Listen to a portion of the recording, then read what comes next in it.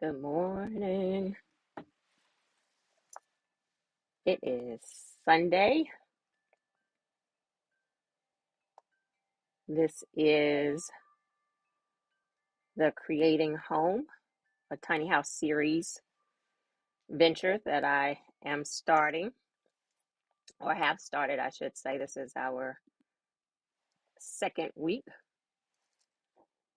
The first week is our conversations on intimate spaces, and I'm going to wait a few minutes to see if we have anybody join because this is the frequently asked questions week. And I'm going to talk to some of the questions or one of the questions that I'm asked frequently, and then maybe try to answer some questions that others have online. And so this is not a workshop.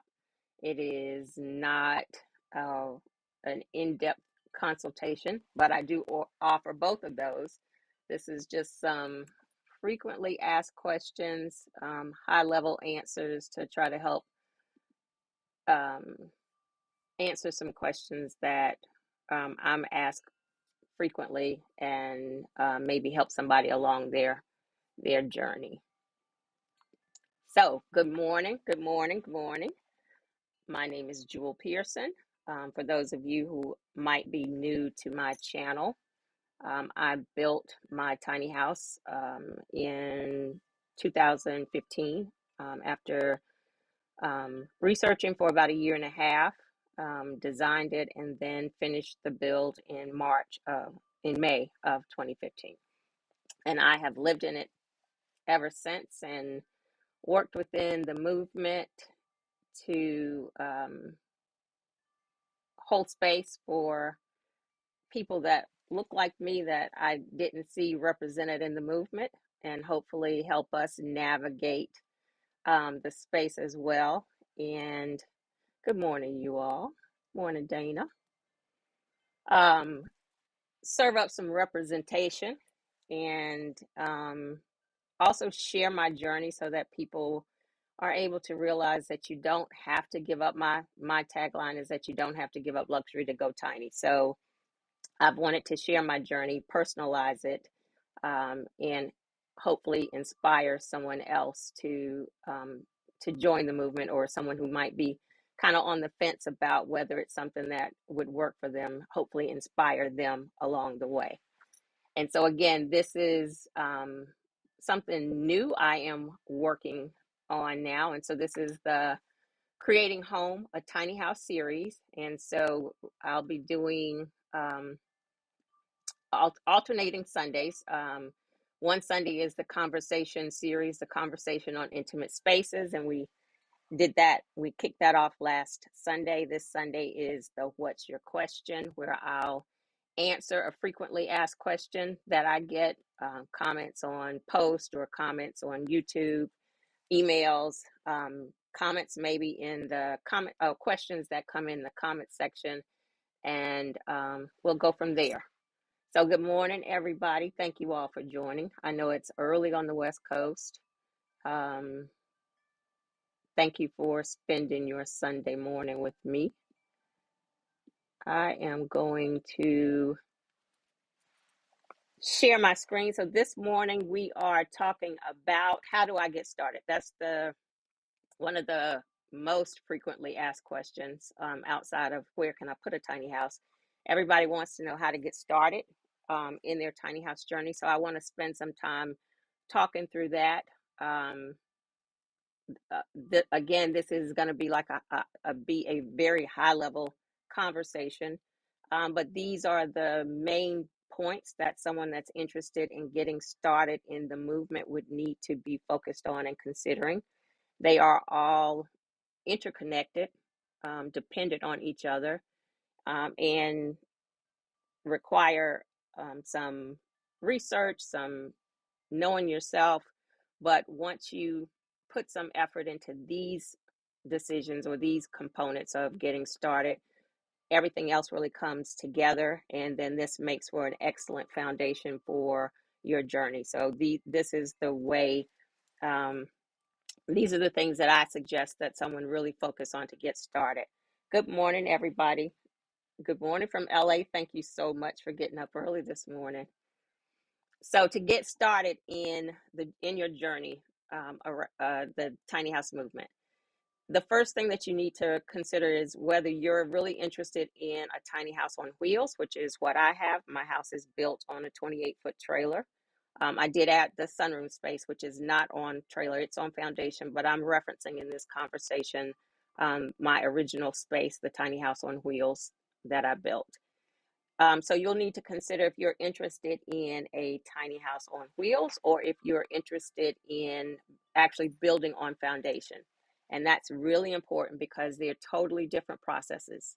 So if you're building on foundation, then you would go through the permitting process, working with your city, county, following their process to build. And so it would be just like building a traditional, or I might call it a conventional home, that would be on foundation, and you would work through the city, county, your locale for that process. And it is a totally different process than building on wheels.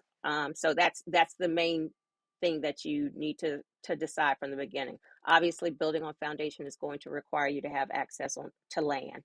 So that's the direction that you need to figure out first, which if it's on wheels or you're planning for foundation.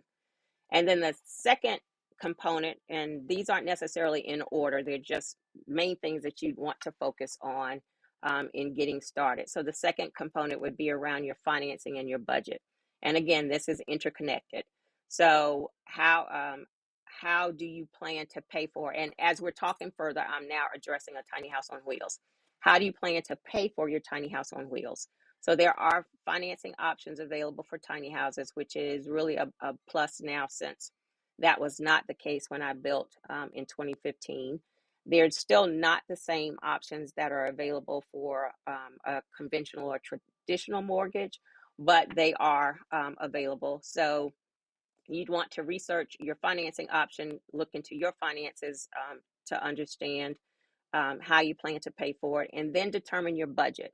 And again, I keep saying all of these things are interconnected. So the budget and the rest of the items here will be impacting your budget, but you need to decide kind of at a high level what you intend to spend for your tiny house. And I will say from experience and my personal experience, and then from experience of working with others in the movement and just overall building, always plan that it's not going to go exactly to budget. It is always going to go over budget. And if you know that up front and you're planning for that, then that allows you to not be surprised on the back end or miss being able to build because you've run out of money.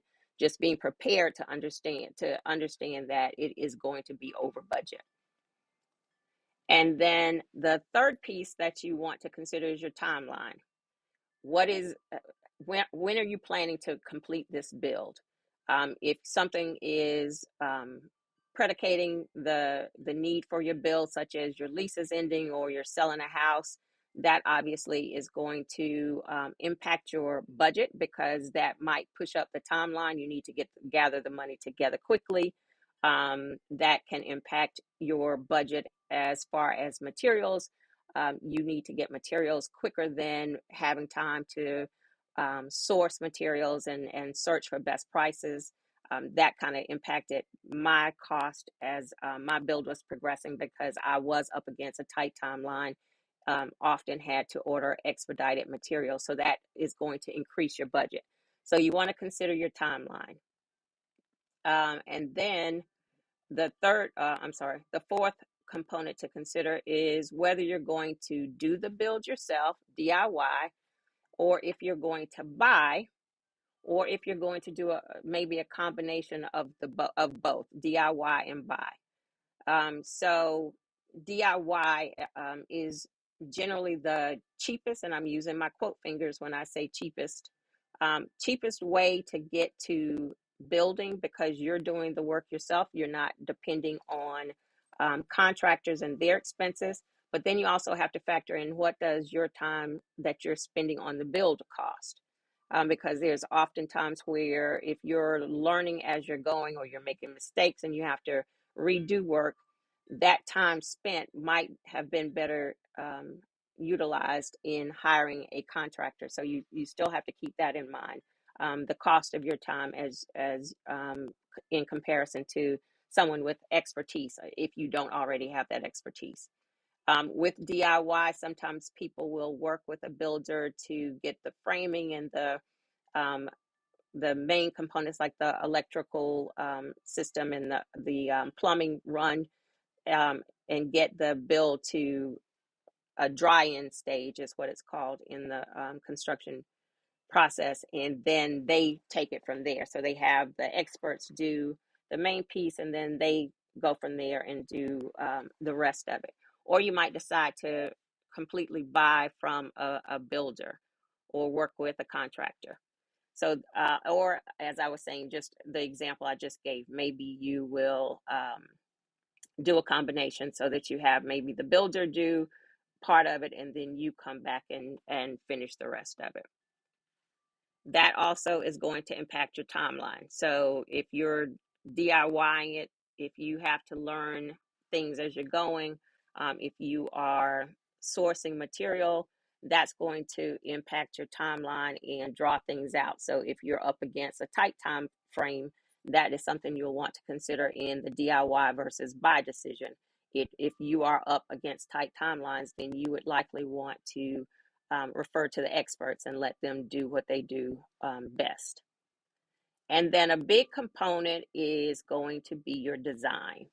And design is so important because one, it's going to impact your budget. Um, Obviously, the fancier your tiny house, the more it's going to cost. You probably can guess that I learned that, and I did learn that the hard way in some points. But also, your design is important to for your success in your tiny house and getting to your build process. This is one of the things that I say is important to spend a lot of time in upfront in determining your preferences, your style, how you use your space, the things that are important for you to have in your space. All of those things are key things to spend a lot of time in your process before you um, start your conversations with a builder or even you start your work, because you'll want to factor in everything that's going to be important for you so that you are then successful in your design. So as I've shared before, I spent a year and a half in my research and design process, paying attention to how I use my space. I was in a one bedroom, one bath apartment, taped off my apartment, and kind of paid attention to how I use that space and where I spent most of my time. I know I need to have a lot of windows for natural light. I knew I wanted to have a space that represented um, home for me, places that I've lived that were comfortable, that I felt were luxury. I didn't want to feel like I was backtracking in my tiny house. I didn't want to feel like I was giving anything up. The windows for me, I ended up deciding to have windows all around because I wasn't sure where I was going to place my home. So I wanted to be sure that I'd have access to light no matter how I had to, no matter how the house was placed on the space. I knew I wanted to have a walk-in closet because I wanted to have access to my clothes walking in, grabbing my clothes versus having to deal with a lot of um, storage nooks and crannies or places where I had to find my belongings. So I wanted to have a closet. Just the things that you need to know about yourself that make you successful in a space, those are the things that you want to consider in your design. And again, because all of this is interconnected, your design is going to impact your budget. It will also impact kind of the your DIY process. If within your design you want to have a lot of multifunctional furniture and things that serve different purposes. If that's outside of your skill set, then you're obviously going to have to find someone that can accomplish that for you.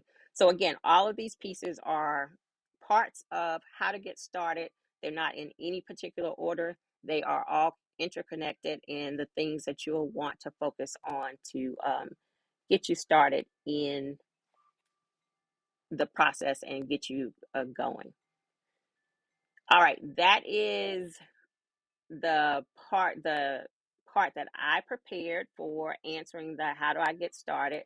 So I'm going to check to see if there are any questions in the chat that I can answer that may be associated. So I see, good morning, everybody. Courtney, how do you find a good contractor? That is the $1,000,000 question, Courtney. It is an interesting journey. It is one that I stay on often. Good contractor is relative, because what I will say to you, especially in the build process, is that you will never meet a contractor who says he can't build a tiny house or he can't do whatever it is that you're asking him to do, because that's just how they operate. They in their minds can obviously do everything. So my suggestion in finding a good contractor is to really interview him. In conversation, try to figure out how you all vibe together. Just, overall conversation, that's important, because as you go through this process, you want to be able to work with someone that you feel like you are getting along with, and can have conversation, and figuring out if that person actually listens to you, because it's one of the things that Adikia and I spoke about last week, about how it is a very male dominant movement, and oftentimes you really have to assert yourself so that you feel listened to, and that's not something that's comfortable to have to do all of the time. So trying to determine right up front how you think you'll work with that person.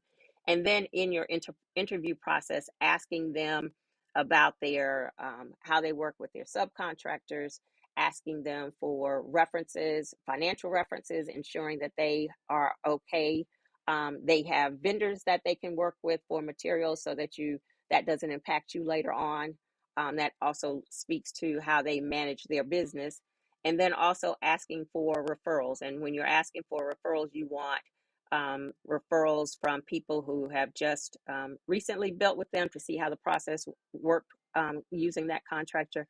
And then also asking for longer term customers, someone who has is, maybe if it's specific to a tiny house builder, somebody who's been in their home for a year or more, so that they can speak to the quality of the build and how their home is holding up, and if they've had concerns with anything, and had to go back to the contractor for assistance, and how the contractor responded. So you want to have a range of references that you can refer to and ask those questions. And at least at a minimum, I would ask for 3 or 4 references. All right. Oh, and good morning, Courtney. No worries.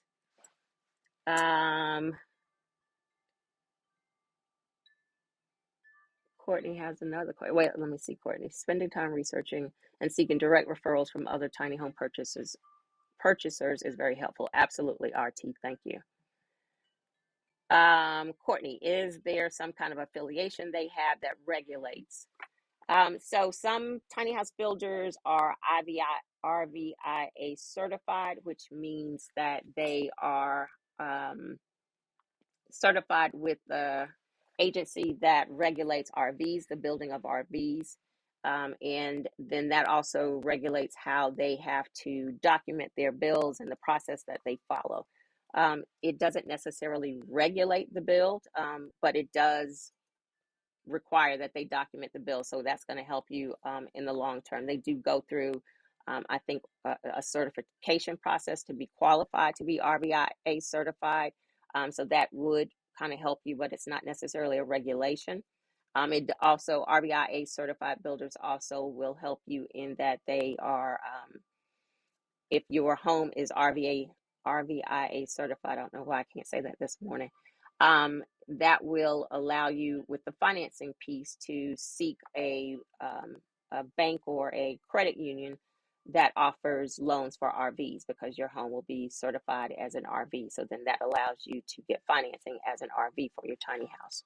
There is also a Noaa certification, which is a very, I won't say very similar to RVIA certification.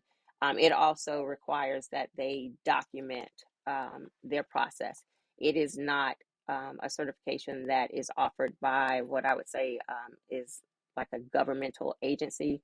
And maybe that's not the best word, but it's a certification process that was started by some people within the tiny house movement, and it is not the same as the RVIA certification, which is um, an organization that was established outside the movement. All right, let me see if I see any other questions. Good morning, everybody. The West Coast is up early. Thank you all. All right, it does not look like I have any more questions, and it is only 12:20. So let me see. Okay, RT says, have you been able to come across any BIPOC tiny home builders? As we would love to support through our research, we have yet to come across a reputable, certified Black-owned tiny home builder. Right now, that piece continues to elude me, and it is not for lack of trying. That is something I just did have a conversation with a friend this week. So we have a plan to try to put together maybe a consortium. So it remains at the top of my list for to be able to offer that.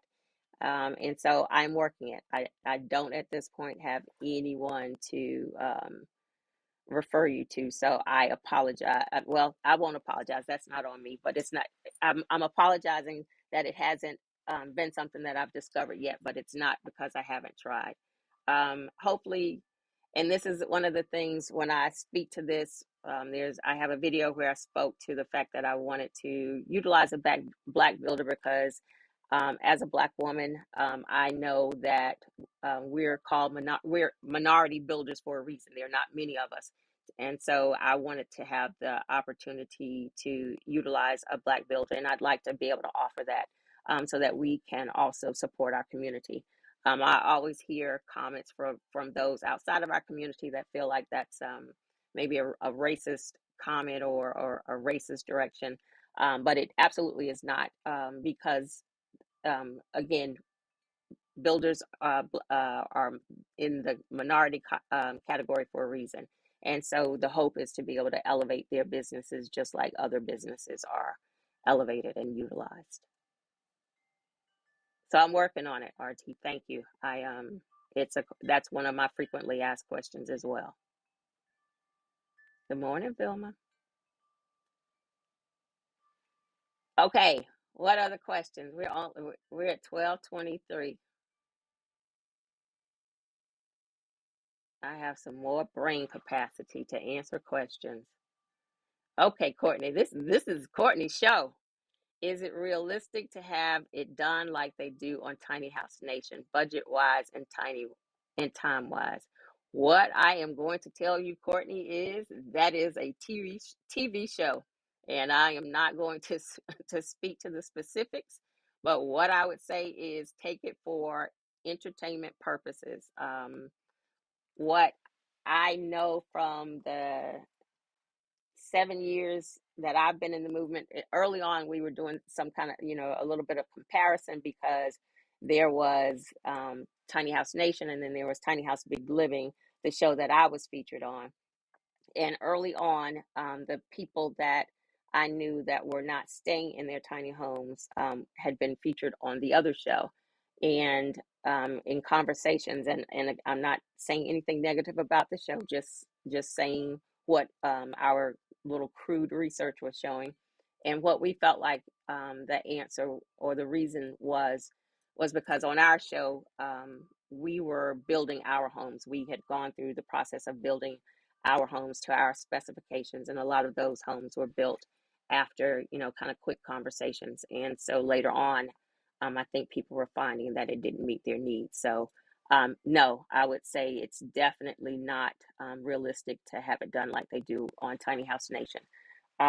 You can absolutely pull together a crew. Now, there are things such as quick builds where, and they do it a lot on farm property where they have everybody lined up and they'll put together a build very quickly. If you can line up the resources and the people to do something like that, I would say it's realistic. But overall, what you see on that show is probably not realistic from a budget and time perspective. Good morning, Angela. Okay, what were the greatest hurdles internally and externally that you had to overcome in order to make your vision a reality? Um, Personally, so when I decided that I was building, I kind of made up my mind, and that was it. What I hear from many people is the fact that others don't support their dream, and so it makes them question whether it's something that they actually want to do. That was never my case because I had just decided I was doing it and didn't need that external validation. Internally, one of the things, and we kind of talked about it last week, is trusting as we were in the build process. After knowing I had researched for all of that time, learning or sitting in the fact that I knew what I knew and that my um, knowledge was valuable, even though it wasn't an area that I was familiar with. The fact that I had researched, I did know some things, and so that was the kind of the asserting or standing in my voice and owning it. And I still have to do that. I'm working on a challenge that I'm having with my on-demand water heater, and I've researched and I know kind of the change that needs to be made, and I'm kind of having to go back and I don't want to say reinforce, but there's been a little bit of back and forth with my contractor where I've had to remind myself as I'm sharing the direction that I want to go in that, Jewel, you've done the research and you know how it needs to be fixed. And so stand it and own it. And so that's just something that happens all of the time. But I would say, and then outside of my financial hurdle, um, getting to build and having the money together, especially at the time when I built, since there weren't options. And fortunately, I was able to rely on the kindness of friends who made some personal loans so that I could get through my build. But finances probably was the greatest hurdle. Thank you for that question. Um, What areas do you see popping up with tiny homes? Um, I guess I could be adding some of these questions to y'all forgive me, I'm working on my tool. Um, the West Coast is leading this because they are addressing tiny houses as an option for the affordable housing crisis. And so that is, and so they're allowing tiny houses as accessory dwelling units in their backyards. And they're just kind of leading the charge. It's happening slowly. There are pop-up communities that are happening. I am trying to have some conversations here locally with some people to maybe have them consider in this area a tiny house community. So it's kind of happening all over, but I would say the West Coast is leading it. Let's see. What do you look for when you're shopping for homeowner insurance? I know there would be a different type of homeowner insurance that you would need. Can you talk about the process? So yes, there is um, generally the standard homeowner insurers are not going to insure a tiny house. So there are a couple of vendors that I know that do offer specific insurance for tiny houses. Let's see. Thank you for that question. Do you foresee the tiny house cost coming down at all in the future as material costs skyrocketed and all builders have upped their prices in the last 1 to 2 years? Really, what we're calling it is pandemic pricing, supply and demand. And if you've paid attention, you know that the supply chain is being impacted, and so that's their impacting materials. And I know when I added this sunroom space, I know, so a piece of OSB that I think I'd paid $15 for when I was building my tiny house was up to $75. So the supply and demand is really impacting materials, and therefore builders do have to up their prices because they have to, they obviously have to make a profit, and they also have to be able to get the materials to build the homes. One of the things that I also saw happening during when I was building my tiny house is that there really was, if you'd ask for a quote on material, normally a quote I think would last maybe 3 days. The prices would be good for 3 days. Most companies that were providing quotes were saying, we can only hold these prices for it under a day because the um, price of materials was fluctuating so badly. So I often hear people say, it's as a result of the builders jacking up their prices, and that's not necessarily true. Obviously, they have to make a profit. They're in business to make a profit, but they also have to deal with supply and demand. So it's not necessarily all on them. Let's see. Do you know of any developers around Charlotte that are looking into tiny house on wheels communities? I'm not a developer, but I am. I think there are a few conversations that are happening, and there's some Facebook groups where those conversations are being shared. And as I um, hopefully make progress with the work that I'm doing, I'll definitely share it here. Courtney, you're very welcome. Where can I legally put one on a foundation where I don't need to already have a normal house? Any insight if this is possible? Absolutely. You'd have to, wherever you live, you'd have to have those conversations with officials to see what the minimum square footage requirements are for your area. And if they don't have minimum square footage requirements, or whatever the minimum requirement is, then that would be what you could build to, and then you just follow the regular process. And so, but it would not start off on wheels. You would be starting with a foundation build, and that would be a conversation you'd have to have at the local level.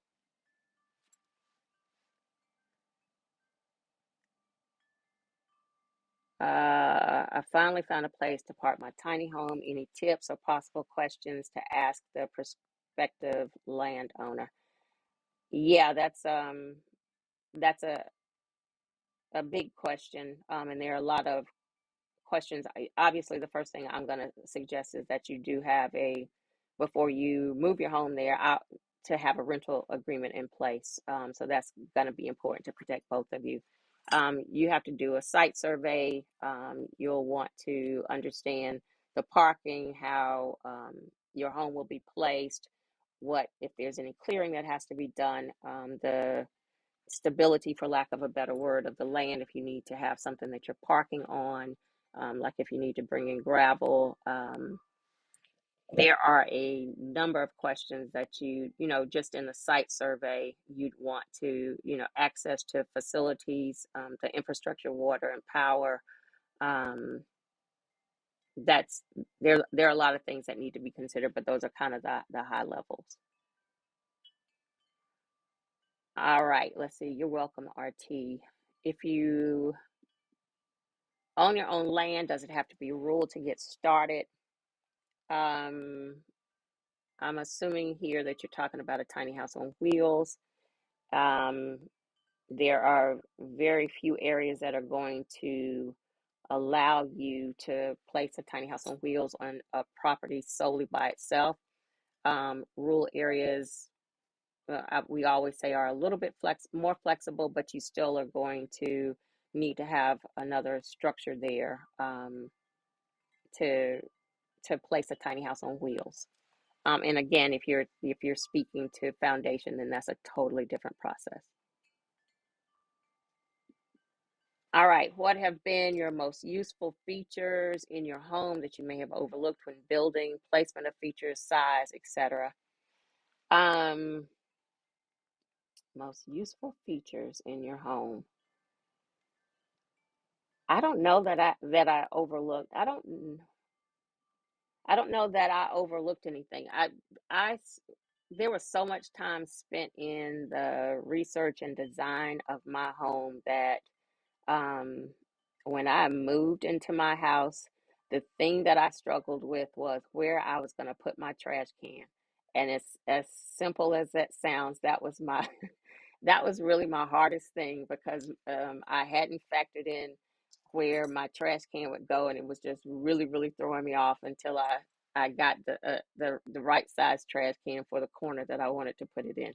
And that, as silly as it sounds, was the main issue that I really had to figure out because so much time had went spent in the design of my house and paying attention, like I said, to how I use my space.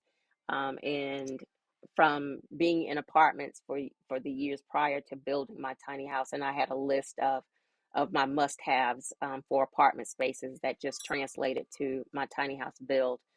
So there wasn't anything that was overlooked because it was just a lot of effort that went into the design up front. And then the things that I've done later have just been kind of icing on the top because when I built my original home, it even had a Juliet balcony and a small porch. So it was just like everything was accounted for. And then over the years, I've just done what I consider a tiny house remix as I've had space and enlarged my porch. I ended up removing the balcony and enlarged my porch, and now I've added the sunroom space. So fortunately, I didn't overlook anything. I have been very pleased with my house, which is how I've been able to be so successful to 7 years in, and I'm still not considering to doing anything else, which is why, as I shared, the design and knowing how you use your space and the things that you need to have in a space are really, really important. All right, let's see. How did you budget where you shopped for decorating your home? It's gorgeous. Oh, thank you, Courtney. So many of the things that I have in my house are actually things that I've had for years in my larger spaces, and just things that I've downsized to that were my favorite pieces that needed to be in the house. So that was not necessarily in the budget. So, but I did have to budget for like my cabinetry, which came from IKEA, which is which should be on the top of your list for decorating your home. And then my couch is a love sack sectional, and I like it because it's convertible and I was able to use it around the wheel well. So fortunately, my budget for decor was really not something that I've had to factor in because the majority of the things are items that I already had. Thank you. How is the weather? Thank you. The weather is cold. We had snow on Friday. I need sunshine and heat, and so I'm trying to figure out how to escape this winter madness. Thanks for asking. Where is the best place to look for property to place your tiny house? Um, I'm not sure if that's asking the best method or the best location.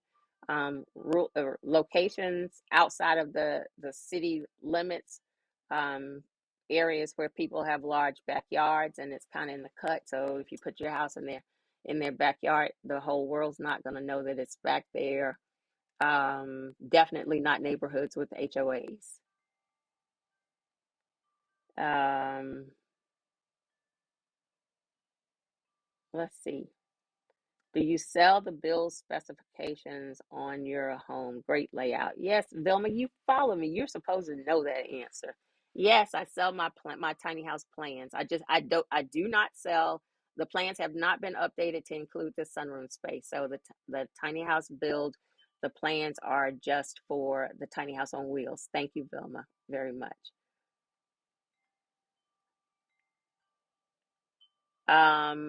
Going back to the best places to look for properties, if you were speaking to not actually physical locations, I've had most of my success in on Craigslist, posting an ad there in all of the spaces, just asking for parking. It's a lot easier than when I started years ago, because people now understand tiny houses, and it makes sense. So you kind of give them some information about you.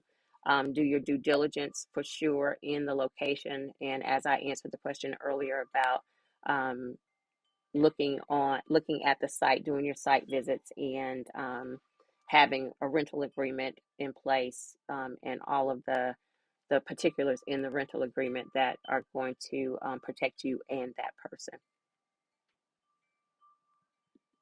All right. Was the sewage a difficult thing to work out? For most tiny house people, they have a composting toilet, which is the easiest route to go, so that you're not having to deal with sewage. Um, if you're on a property where you can hook into existing sewage lines, that's an option. That's something that does require permitting from the city and can be expensive. Um, I have a Sani compact toilet, which is a macerating toilet. It is a low flush toilet. It has a pump in it, so that the waste then goes to, I have two 275-gallon tanks in the backyard. The toilet pumps into those tanks, and I have those tanks emptied every so often by a service like a Sani Can that does um, porta potties. I am considering another option, because I've had my toilet for 7 years, and I have the most sensitive nose in the world, and I think it's got some smell associated with it. So I'm considering either a composting toilet or an incinerating toilet. And an incinerating toilet also does not have to be hooked into the sewage line. So I would say, especially if you are interested in having the flexibility to move your home, and figure out and have varied locations for your home, I would say to go with like a composting toilet or an incinerating toilet, so that you don't have to deal with um, sewage. Would you see yourself ever living in a tiny home community, or happy on your own? I could probably do a tiny home community if maybe, but I'm not moving my house again. With when I decided to build the sunroom space that's on the foundation, that was a decision point that I had to make, whether I was going to move my house again. And when I moved forward with adding that on foundation, that canceled out any future moves. Could I live in a tiny house community? Probably. It would depend on where it was located and my neighbors. I did do the RV park as my first location, and that didn't work out too well for me, for reasons that I've shared. So it would depend on the community and the people in the community. But that's one of the things that I always suggest that you are looking into in your intentional living, making sure that the neighborhood or the community also works within your value system, and where you want to be. In your consulting service, thanks for that question. Do you have a compilation of Black farmers who are amenable for renter parking, or just Craigslist? I offer that as a service through Tiny House Trailblazers. You will find the link to that in the description, that you can complete the participation form and get that information. It is only so information on availability is only provided to, because the list of interest is so long. I want to make the best use of those farmers' times and their time that they're putting into it. So I provide that information once you're 6 to 9 months away from completing your build, so that we're making the best use of everyone's time. All right, I am going to be winding down questions. Let's see. is off the grid reliable for heating and cooling? Yes, there are a lot of people who are off grid and they have reliable heating and cooling. It is a matter of making sure that you have enough of a supply, your battery supply, to support the appliances that you have. But it is absolutely doable. Okay, this is going to be my last question. We are planning to build our tiny house on wheels with no plans for an alternate home in the future. We are in it for the long term. Any pointers would you suggest? Everything that I shared here, doing your due diligence up front, you're into your design. Design really is key. In making sure that the home fits for your needs, even even considering future needs. I don't Obviously I don't know you, but if you're going to have a family later, taking those things into account for space in your home, trying to think for long-term things that you're not necessarily able to plan for, but that your space would be able to accommodate. Or you can kind of, like I've done when I've expanded my sunroom space, or when I previously expanded the porch space. So you can add on in what I consider the tiny house remix, but the design is going to be the biggest piece of it for long-term success. All right. RT had one more question. Also looking, this is kind of like when your family say we're getting ready to leave somebody's house and they keep saying goodbye and having conversation and they never really leave. This is what I'm doing right now. Also looking to prioritize legal tiny home parking. Do you find that realistic? Absolutely. Everybody, it's one of the things that I am working hard as an advocate for, and there are so many people who are working in that same space. It is happening on the West Coast. We can only hope that the East Coast catches up. We know on the East Coast that they do have communities for the houseless, they have communities for veterans. So it just seems like legalization for the everyone else who wants to live in a tiny home might be on the way. It's going to require conversations. It requires everyone who wants to be in the movement to have those conversations with their officials. Changing minds is the work that has to be done. So um, I absolutely believe it to be something that will happen, and it's the work that brings me joy in working to accomplish. So absolutely. Courtney, thank you so much. All right, so let's see. I am going to get off. I am going to share the slide again to keep you informed of what I am doing with this tiny home series, creating home, a tiny home series. I hope that you will subscribe to my channel. I hope you will utilize some of the resources that I'll be adding to the description. It's links for um, uh, access to conversations, videos, to workshops, all of the things that I do. I'll have links available in the description once I post the video. I hope that you will subscribe to the channel. I hope you'll hit the notifications, so as we're alternating Sundays, you don't have to necessarily try to keep up on your own. You'll automatically receive the notification. I hope you will hit the like button on this video. I hope you will share it. And I hope that you will join me next Sunday. So I am again doing all the things, and they look like on next Sunday, we will have a conversation again on intimate spaces. And again, that's the series where I just really want to personalize the people who live in tiny houses, so that we're not just focused on the home and the decor of the home, but we're also understanding the person and their journey to tiny, and how their home represents them. And my first conversation was amazing. The bar has been set high, so I'm hoping. Well, I know that the future conversations will be great, but I'm hoping that people find value in these conversations outside of tiny house aesthetics. And then the alternating Sunday will be this format, What's Your Question? With frequently asked questions, answering a question that I often see, and maybe expanding on it.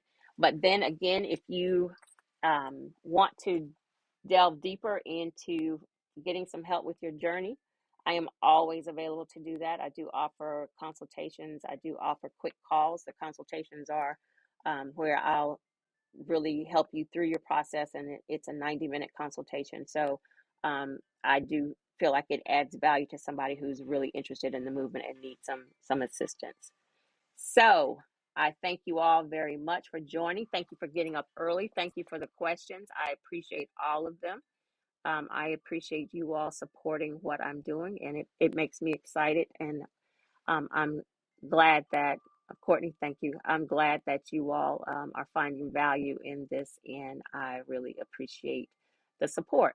So I am going to, again, work on adding this to my channel, and I will be adding all the links. So thank you much, and we will be talking again next Sunday. Have a great rest of your afternoon, and be safe. Thank you.